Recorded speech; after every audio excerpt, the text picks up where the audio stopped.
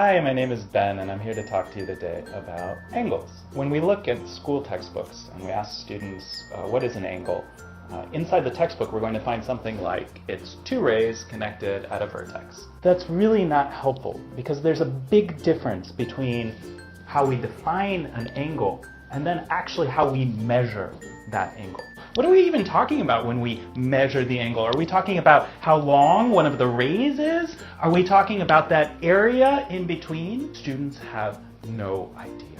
I'm going to show you a mini lesson today that gets right to the heart of the matter. I start students out by giving them two angles, and I ask them which angle is bigger. Students naturally gravitate towards this angle. It conforms with what their idea of bigness is.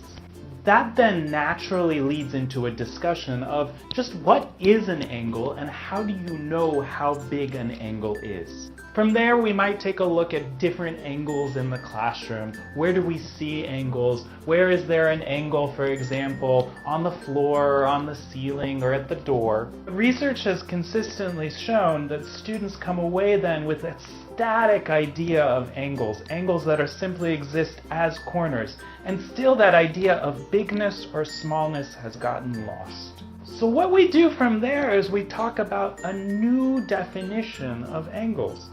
That definition that I've come up with is actually kid-friendly.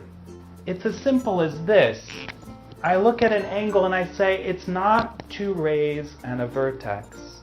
And it's not a corner. What it actually is Pac-Man's mouth. Now it's just a question of saying which Pac-Man's mouth is open wider.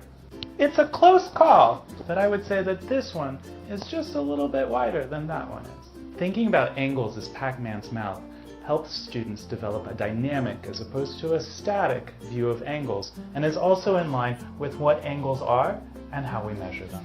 You can even take it a step further. Do you see the angle here? Most kids probably don't, but they will tell you immediately where the angle can be formed. Ask your kids, how does the angle get bigger and how does it get smaller? That's it for today. Tell us in the comments below, what have you found successful? What have you found helpful?